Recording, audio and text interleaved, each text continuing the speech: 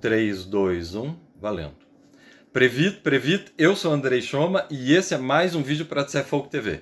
E o assunto de hoje é um assunto muito legal, muito bacana e muito importante dentro da história ucraniana e é resultado de uma enquete que a gente fez no Instagram e a gente vai falar hoje sobre os cossacos. Pam, pararam, pararam. Ficou horrível, Zola, corta isso e solta a vinheta.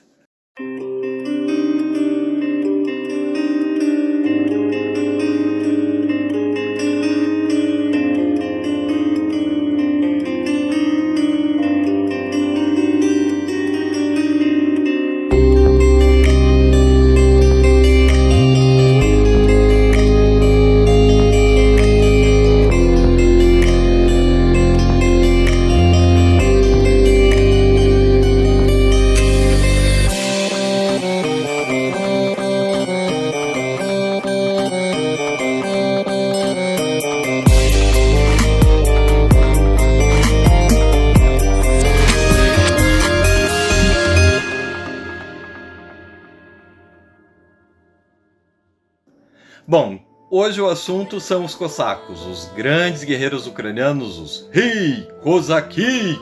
Ficou horrível também, mas eu vou deixar aí, só fica claro porque que eu não faço isso nas Zaporozhets do Barvino em cima do barril. Bom, os cossacos, para a gente falar um pouco sobre eles, é muito difícil, em 5, 6 minutos, contar toda a história deles, mas eu vou tentar resumir e falar dos principais aspectos culturais e históricos relacionados a esse período da Ucrânia que abrange aí 3 ou 4 séculos, mais ou menos. Quando a gente fala dos cossacos, é impossível dizer exatamente quando eles surgiram. A gente tem uma vaga ideia que foi aproximadamente aí no século XIV, XV. E a gente precisa lembrar de alguns aspectos históricos anteriores a isso, né? A Rus de Kiev, que é o primeiro estado em território ucraniano, havia se desintegrado em diversos principados. O principal deles era o Principado da Halych e Volyn, que abrange justamente a região da Galícia, os arredores de Lviv. A gente teve a invasão dos mongóis, do território ucraniano pelos mongóis, que resultou inclusive na destruição total da capital, de Kiev. E nesse período da história, a Ucrânia estava dividida entre dois países, a Lituânia e a Polônia. Esses dois países mais tarde formaram o que a gente chama de Comunidade das Duas Nações, e o território ucraniano ficou pertencendo à Comunidade das Duas Nações. Mas como é que surgem os cossacos? Da onde eles surgem? Bom, pescadores, camponeses, caçadores começam a descer da cidade de Kiev pelas margens do rio Dnipro. Vocês estão vendo aí um mapa que o Zola vai colocar em algum lugar aí?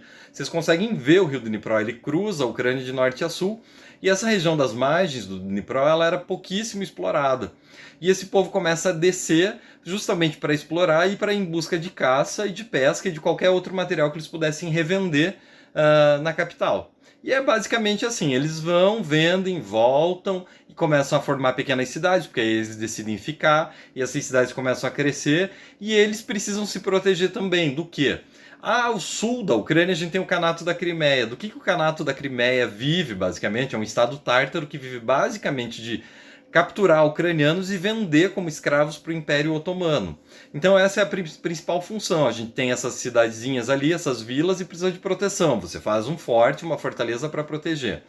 E aí, ao mesmo tempo, esses caçadores, esses vendedores, esses comerciantes, eles precisam se defender de um outro povo nômade que habita a região, que são chamados nogais, que eram descendentes justamente ainda das hordas mongóis. E aí, para se defender deles, é que eles começam a desenvolver essas atividades de luta e defesa pessoal. Bom, o que acontece? Essas pequenas vilas, elas já começam a ganhar uma proporção maior, um tamanho maior, e a gente já sabe que em meados do século XV, esses grupos ali, essas aldeias, elas já começam a ser descritas quase como uma federação de comunidades livres e independentes. Porque o governo polonês, honestamente, não estava preocupado com essa gente ali, eles não se preocuparam com essa gente. Mas aí eles começam a se organizar e o nome deles, de Cossaco, vem justamente a uma divergência entre se o nome tem origem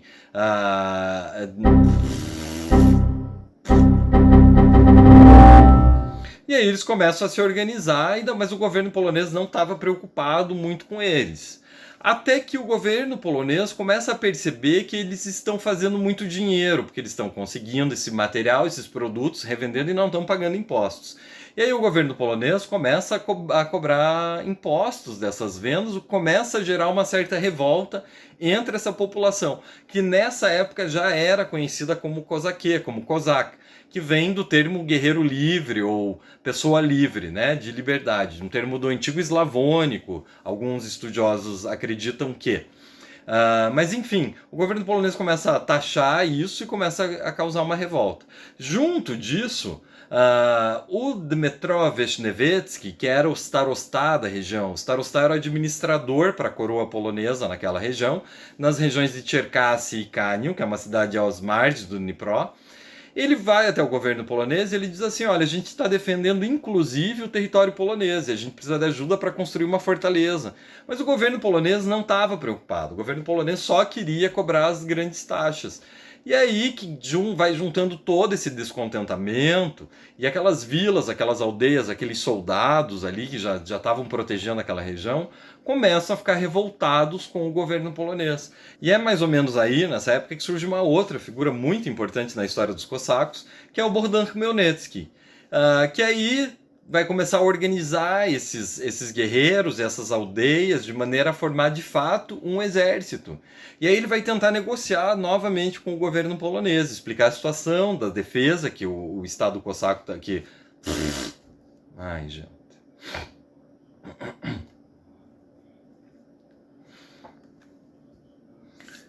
Bom, aí o Dmytro Vishnevetsky, além dessa insatisfação, ele passa toda a situação e aí o governo polonês diz o quê? Por fim, depois de muita negociação, ele diz: olha, a gente vai fazer um cadastramento então do que vocês têm de soldados, a gente quer que todos venham aqui, se apresentem e a gente vai contratar eles como soldados, a gente vai pagar para eles fazerem essa defesa. Mas o governo polonês não cumpriu o prometido, gerando ainda mais revolta. E aí que vai surgir o Bogdan Khmelnytsky. O Bogdan Khmelnytsky, por sua vez, é filho de um desses cossacos que foi se cadastrar junto ao reino polonês e que não recebeu o dinheiro. Então ele já vai crescer num ambiente já com raiva do reino polonês, do rei polonês e de toda a política polonesa. E aí eles vão começar a se organizar melhor, eles vão se organizando. Vocês percebem que é um movimento muito lento, leva muitos anos para isso acontecer, não é de uma hora para outra. Mas o que acontece? O Bogdan Khmelnytsky, num momento, que daí ele começa a organizar determinados levantes contra o reino polonês, até que ele é preso. E quando ele é liberto novamente, aí ele está mais revoltado ainda. E aí ele faz o seguinte, ele organiza de fato um exército e começa a invadir toda a área da Ucrânia para dar origem ao que mais tarde vai ser conhecido como de fato um Estado cosaco. Bom, o Bogdan Khmelnytsky faz isso e chega até a cidade de Kyiv e recaptura a cidade de Kyiv, transforma Kyiv na capital do Estado cosaco. É nesse momento da história da Ucrânia que surge pela primeira vez o termo Ucraína para se referir àquela área de terras. Vocês conseguem ver aí na tela de novo o mapa do Beauplan. O Beauplan era um pesquisador francês que visitou toda a região e descreveu todo o estado cosaco e a maneira que eles viviam. E vocês estão vendo nesse mapa dele, que é da época dos cossacos, que é de 1648, que ele já descreve toda a região da atual Ucrânia, e ali embaixo ele está escrito como Ucraína, ou seja, dessa época do Bogdan Khmelnytsky. E aí ele funda esse estado cosaco, mais tarde os historiadores vão chamar isso de Hetmanato, mas que na época era um estado, ou ruteno, ou cosaco. Esse estado, a princípio, usava a moeda e a documentação e a língua polonesa como oficial, mas começa uma movimentação nacional, ou seja, percebe-se que o campesinato fala a língua ucraniana, e aí eles adotam o ucraniano como língua oficial, eles começam a cunhar moedas, ou seja, dar vida a um estado cosaco, que se torna um estado extremamente poderoso, principalmente falando em questão militar. Ele derrota diversos exércitos dos países vizinhos, vai ampliando o seu território, ele faz acordo com outros países da Europa para proteção, até que, num determinado momento, o próprio Bogdan Khmelnytsky cai num erro terrível e faz um acordo com a Rússia para garantir a proteção daquele pedaço de terra do Estado cosaco. E o que os russos fazem? Eles dizem assim: ok, a gente vai proteger vocês. Mas aí eles vão conversar com o rei da Polônia, o rei da Polônia faz uma proposta melhor. E aí Rússia e Polônia começam a atacar o Estado cosaco e acabam dividindo. E aí o Estado cosaco começa a se movimentar, ele vai se movimentando. É importante a gente lembrar que o Estado cosaco ele começa mais ou menos no que hoje é a região da Zaporígia. É aí que vem Zaporozhye e toda essa ideia, que é a região das corredeiras do rio Dnipro. É ali que se desenvolve com mais força todo o exército cosaco. E é ali que vai ser o último bastião. Eles vão tentando manter essa área de terra, principalmente ao redor da Zaporíjia. Bom, o Bogdan Khmelnytsky morre e é sucedido pelo Mazepa. Um dos hetmans que vão dar continuidade ao trabalho do Khmelnytsky é o Mazepa, né? O Mazepa vai tentar manter esse Estado ucraniano. E tem uma coisa muito importante dessa época, que é a primeira constituição do Estado cosaco, do Pelep Orlik, que é considerada uma das mais antigas constituições de toda a Europa. E, curiosamente, ela já fala, por exemplo, de coisas muito importantes até hoje, como o Estado tripartite, que tem o legislativo, o executivo e o judiciário. Isso já era previsto muito antes do Montesquieu na França. A gente já tem isso dentro do Estado cosaco com a Constituição do Pelep Orlik. Bom, os cossacos vão tentar vencer e dominar novamente o território no que é chamada a Batalha de Poltava, quando eles contam com a ajuda do exército sueco. Mas eles perdem a Batalha de Poltava, o Mazepa morre logo depois, e aí alguns cossacos continuam ainda tentando. Mas aí a gente tem, após a morte do Mazepa, essas tentativas dos cossacos se manter, a gente tem uma coisa muito triste, um episódio muito triste, que é chamado Massacre de Lebedin, que vocês têm aí a imagem também, que mais ou menos 900 cossacos foram dizimados, assassinados a sangue frio, torturados e mortos. E aí, depois do Mazepa, ainda há várias tentativas de reorganização do exército cosaco, ou do território, ou do estado cosaco, que não vão dar certo. Bom, depois do massacre de Lebedin, aí foi ladeira abaixo. Ou seja, a gente tem a total queda do estado cosaco, principalmente com a preocupação da Rússia desse exército. A Catarina manda dizimar tudo. Eles acabam com a Sítio da Zaporíjia, destroem a Sítio da Zaporíjia, e, por fim, a Catarina acaba e proíbe a existência do exército cosaco. É importante a gente dizer que os cossacos eram essencialmente ucranianos, eles não eram russos originalmente. Mas a honra deles, as artimanhas guerreiras vão se espalhando inclusive para dentro do Império Russo, e a própria Rússia depois vai se utilizar desse termo para nominar determinados exércitos dentro do Império Russo. Bom, esse é um resumo histórico dos cossacos, que é o que dá tempo da gente falar rapidamente. Mas eu volto ainda em outro vídeo para falar um pouco da cultura, do folclore, de quanto isso influenciou nas nossas canções, nas nossas danças, e falar um pouco de como era a sociedade dos cossacos, inclusive da participação da mulher. Continuem acompanhando o nosso trabalho, curtam nossa página no Facebook, no Instagram, se inscrevam e deixem seu like aqui no YouTube, e continuem acompanhando os nossos vídeos. Todas as quartas-feiras tem vídeo novo saindo.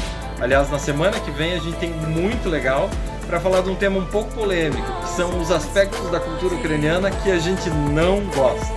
Não deixe de acompanhar, não perca, e até a próxima!